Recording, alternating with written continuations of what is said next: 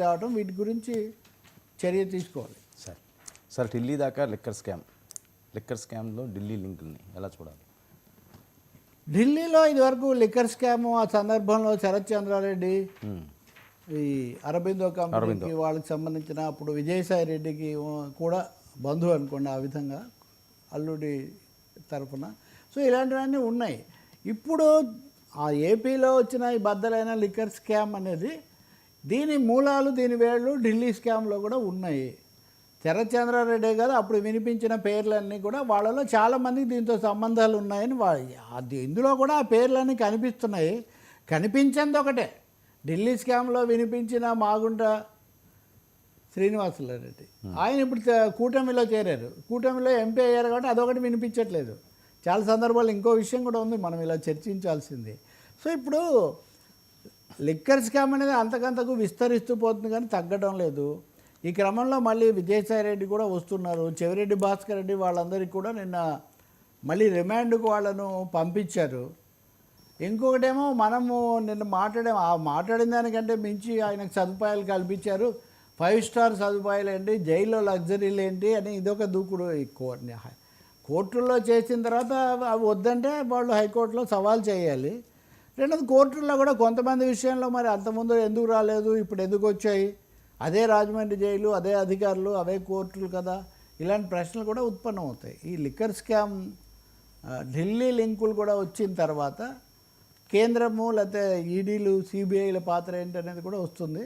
YCP వాళ్ళు మటుకు అదే కథ కొనసాగిస్తున్నారు. మీ హయాంలో జరిగింది మేము ఆపాం, మేము సేల్స్ తగ్గించాం, మేము లాభాలు ప్రభుత్వానికి వచ్చేవి మేము పెంచాం, అవేవో ఆ లెక్కలతో సహా వాళ్ళు ఒకసారి కోర్టులో సమర్పించుకుంటే అయిపోతుంది కదా, బయట వాదించుకునే కంటే. సాక్ష్యాధారాలతో సహా దొరికారు, ఫోన్ కాల్స్తో సహా దొరికాయని కృష్ణమోహన్ రెడ్డి కూడా ఆయన కూడా మీడియాతో మాట్లాడుతున్నారు. ఏవేవో ఫోన్ కాల్స్ అన్నీ చెప్తున్నారు, అవన్నీ నాకు సంబంధం లేదు. ఫోన్లో నేను సవాల్ కూడా చేశాను, 2-3 కాల్స్ మటుకు కలిశాను, కానీ వాటి కలిసినంత మాత్రాన్ని ఇచ్చానని ఏముంది అని అంటే ఏవైతే సాక్ష్యాధారాలుగా ఫోన్ కాల్ రికార్డు, రెండోది పత్రాలు, కలవడాలు, దుబాయ్లో అక్కడ టవర్స్లో వీళ్ళంతా కలిసి ఉన్నారనేవి ఇవన్నీ అసలు ఆధారాలే కావు అని వాళ్ళు వాదిస్తున్నారు. ఇంక ఇది నిరవధికంగా కొనసాగేటట్టుగానే ఉంది. మరి ఢిల్లీ లిక్కర్ స్కామే కాకుండా ఈ మొత్తం స్కెచ్ ఎలా ఉందన్నది కేంద్ర ప్రభుత్వం కూడా భాగం పంచుకుంటే, ఉదాహరణకు దర్యాప్తు సంస్థలు, అప్పుడు ఇది కొంత పరిష్కారం కావచ్చు. ఇంకొక అంశం కూడా మనం నిన్న మాట్లాడాము, కొంతమంది కామెంట్స్ కూడా పెట్టారు. గత ప్రభుత్వంలో జరిగిందని మేము కేసు పెట్టాం కదా, దాన్ని ఇప్పుడు పక్కన పెడితే ఎట్లా అంటున్నారు. మరి దాని మీద కూడా ఏదో ఒక వివరణ ప్రభుత్వం తరఫు నుంచి, అధికారుల వైపు నుంచి రావాల్సి ఉంటుంది. అంటే ప్రభుత్వాలు మారడం, వాళ్ళ మీద వీళ్ళు పెట్టడం, మళ్ళీ ఇప్పుడు అదే రోజా గారు ఇందాక మాట్లాడుతున్నారు కదా, మేము రాగానే మీరంతా భయపడేటట్టు చేస్తాం అది ఇదని. అంటే ఇదేమన్నా ప్రజాస్వామ్యమా, లేకపోతే వీళ్ళు రాగానే వాళ్ళ క్షమాభిక్ష, వాళ్ళు రాగానే వీళ్ళ ఇది ఏమి రాజకీయం అండి?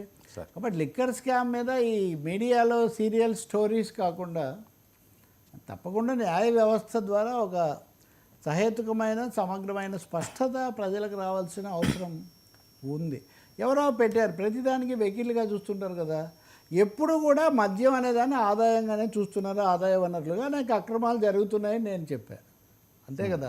గతంలో ఉంది, ఇప్పుడు ఉన్నాయి, హెచ్చు తగ్గులు కానీ వెంటనే అంటే ఎప్పుడు ఉండేదే వదిలేయమంటారని. ఎప్పుడు ఉండేదే అంటే దాని అర్థం ఏంటి, సీరియస్గా తీసుకోండి, దాన్ని ఎప్పటికప్పుడు లాజికల్ ఎక్స్టెన్షన్ ఏంటి అన్నది కూడా దాన్ని ఎస్టాబ్లిష్ చేయండి అని.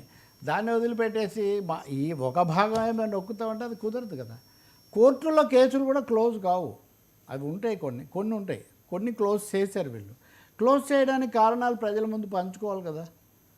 కాబట్టి రాజకీయానికి పాలనా వ్యవస్థకు తేడా రావాలి. ఢిల్లీ దాకా ఇది ఉంది అన్నది మటుకు తీవ్రమైంది. ఇది విజయసాయి రెడ్డికి ఎఫెక్ట్ కూడా కొంచెం ఎక్కువగా ఉంటుంది. ఆయన తప్పుకోలేదు, ఆయన తప్పించడం లేదు, వీళ్ళు ఆయన మరింతగా ఇరికిస్తున్నారు అన్న వెర్షన్ కూడా ఇక్కడ వినిపిస్తుంది.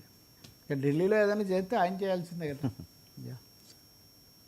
సార్ మహిళల మారణ హోమం, పీఠాలు క్షేత్రాల్లో ఘోరాలు.